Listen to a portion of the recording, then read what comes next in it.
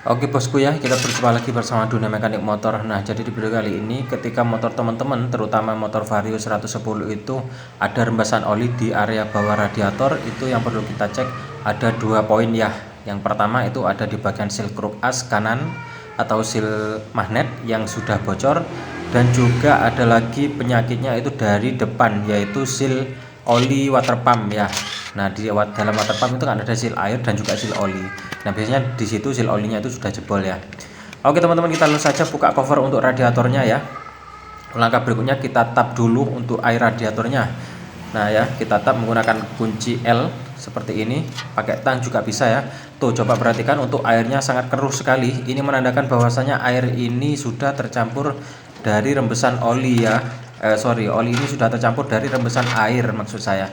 Nah, jadi seperti ini. Kalau oli bercampur dengan air itu warnanya nanti akan menjadi coklat keruh seperti ini ya, atau putih susu. Oke, kita tunggu sampai proses berikutnya. Nah, proses berikutnya yaitu adalah pelepasan kisi-kisi radiatornya dari selangnya ya teman-teman. Nah, ini cukup perhatikan ya. Ini harus hati-hati karena ini radiator umurnya sudah tua. Nanti kalau gompil atau somplak itu bisa nanti memakan waktu lagi ya teman-teman. Oke, seperti ini. Setelah kita lepas, langkah berikutnya yaitu kita buka untuk di bagian termostatnya. Nah, ini juga harus tetap hati-hati ya, karena umurnya sudah tua. Biasanya itu di bagian sambungannya atau klem selangnya itu sudah rapuh ya. Nah, jadi seperti ini salah satu kasusnya itu sudah patah ya, untuk di bagian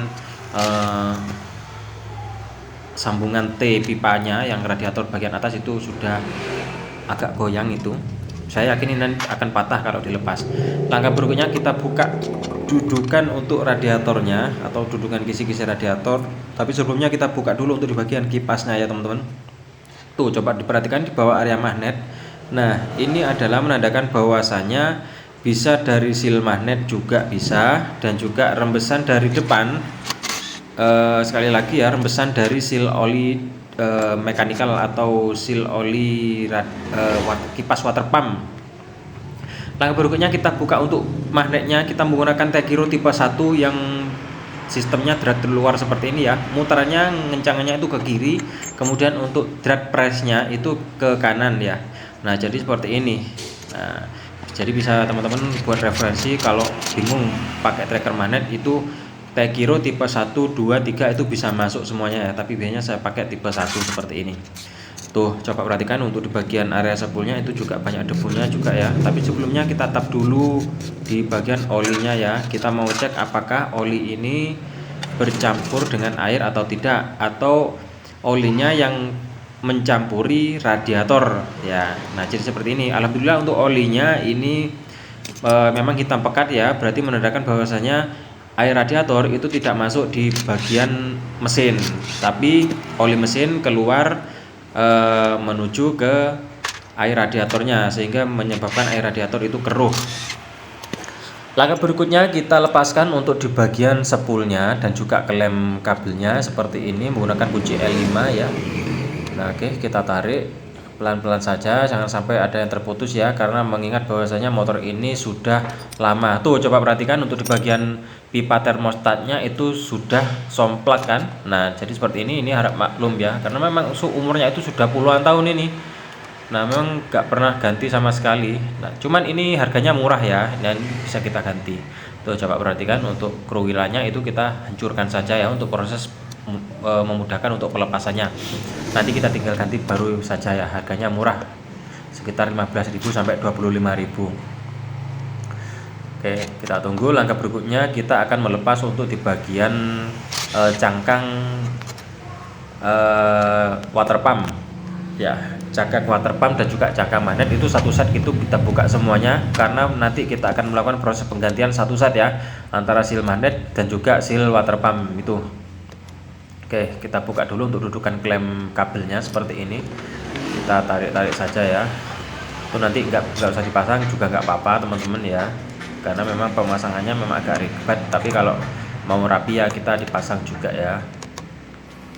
Oke, tuh coba kita lihat saja seperti ini ya. Kita buka dulu untuk pengikat cangkangnya ini menggunakan kunci sok 10 ya. Kemudian langkah berikutnya kita langsung saja tarik menggunakan sistem sliding hammer seperti ini ya. Itu kita buatkan kepala dratnya 10, kemudian sambung 12 dan juga as. Kita pakai beban apa saja boleh ya untuk proses penarikan. Nah, jadi seperti ini, kita zoom dulu ya. Tuh, coba perhatikan. Nah, kita hentak-hentak ya ke belakang, nanti dia akan bisa lepas secara mudah. Oke, tuh coba perhatikan di bawah dalam mesinnya itu sangat hitam sekali. Ini menandakan bahwasanya orangnya jarang sekali untuk ganti oli ya, artinya tidak rutin. Nah, kalau dilihat dari kondisi sealnya ini memang sudah keras ya teman-teman. Nah, kita ganti saja menggunakan yang baru dengan asli Honda ya, atau AHM, supaya umurnya bisa lama lagi. Kalau seal yang biasa nanti umurnya nggak akan lama lagi, nanti akan rembes lagi ya, kasihan orangnya harus bongkar lagi. Oke, langkah berikutnya kita bersihkan semuanya, kita jungkil-jungkil karena ini keraknya sangat tebal sekali ya teman-teman. Kita harus butuh proses kesabaran ya. Nah, meskipun ini harinya sudah sore ya, kita harus tetap profesional kerjanya. Kita harus benar-benar bersihkan apa yang perlu dibersihkan. Kita kuas-kuas saja supaya nanti tidak ada yang tertinggal sisa-sisa oli filmnya. Nanti kalau sisa olinya itu masih ada yang tertinggal, sehingga nanti debu yang baru dia akan mudah lagi untuk menempel. Nah, jadi seperti ini prosesnya ya. Kita bersihkan semuanya. Itu bensin aman ya, masuk ke dalam mesin itu aman karena itu di bagian baut tap-tapan itu kita sudah buka, sehingga nanti dia akan langsung keluar. Oke, langkah berikutnya kita buka untuk kita pasang untuk di bagian seal apa ini ya, seal magnetnya seperti ini. Nah, jadi jangan terbalik, itu yang ada pernya itu harus menghadap ke dalam atau bertemu dengan oli, jangan sampai dibalik ya teman-teman. Meskipun dibalik itu bisa masuk maksudnya, tapi nanti akan mudah bocor kalau kebalik. Jadi perlu diingat ya, yang ada pernya itu harus bertemu dengan oli. Nah, kalau bertemu dengan air nanti dia akan mudah berkarat. Logikanya hanya di situ saja sih yang saya temui ya. Oke, ini di bagian seal water pumpnya atau seal mekanikalnya itu sebetulnya sudah saya ganti ya teman-teman. Cuman kita lupa untuk menekan tombolnya ya. Kita tinggal kita pause, ternyata nggak direkam ya. Nah, jadi seperti ini prosesnya. Pokoknya harus diganti, satu set belakang dan depan itu harus diganti. Nah, berikut adalah proses pemasangan cangkang setnya ya. Cangkang kipas radiator set itu seperti ini. Kita topkan dulu di bagian depan, kemudian di bagian belakang kita paskan ke kruk asnya. Jangan lupa dilem ya. Nah, ini lebih bagus lagi ini diganti saja ya teman-teman. O-ringnya murah kok ya, 15 ribuan satu set, yang besar sama yang kecil itu murah. Cuman saya lagi stoknya itu habis ya, kita pakai lem tribon sealant saja. Apakah aman ya? Lem tribon sealant itu aman teman-teman ya. Lem tribon sealant itu aman kalau dipakai untuk lem. Yang penting seal yang aslinya itu jangan dilepas. Tuh, kita cek dulu, kita putar-putar di bagian magnetnya, kemudian diintip di bagian kipasnya. Itu kalau berputar berarti menandakan sepi kipas radiatornya sepi kipas water pumpnya itu sudah pas. Nah, langkah berikutnya kita pasangkan kembali ya teman-teman. Untuk di bagian spoolnya itu sebelum kita pasang kita bersihkan dulu ya. Nah, tujuannya nanti ketika ada debu yang baru itu tidak mudah menempel lagi. Kalau masih ada sisa oli nanti akan bisa menempel dan menyebabkan pengisian terhadap aki itu akan berkurang karena debu terlalu kotor karena spool terlalu kotor dengan debu.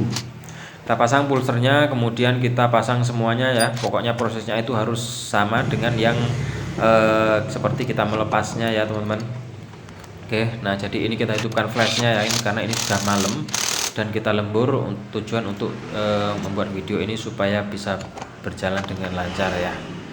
Jadi mulai dari awal itu kita fokuskan untuk memang buat edukasi, kita buat konten ya teman-teman. Jadi seperti ini prosesnya, kita pasang semuanya, dudukan kisi-kisi radiatornya, kipasnya. Nah, ini kipasnya bautnya jangan sampai terlalu panjang ya. Kalau kipasnya itu nanti bautnya terlalu panjang itu bisa-bisa mentok di spool. Ketika kita start awal ambiar sudah spoolnya ya. Yang kita betulkan apa, yang rusak apa nanti. Nah, jadi cukup diperhatikan. Langsung saja kita isi olinya, kita menggunakan Federal Matic Orange ya. Nah, ini kita sudah ganti semuanya untuk pipa-pipa radiatornya, kemudian kita kasih lem-lem juga di bagian yang rawan-rawan rembes seperti ini, kita pasang semuanya. Jadi hati-hati ya, umurnya ini sekali lagi motornya sudah tua. Kita isi lagi untuk radiatornya, kita pakai merek Champion ya.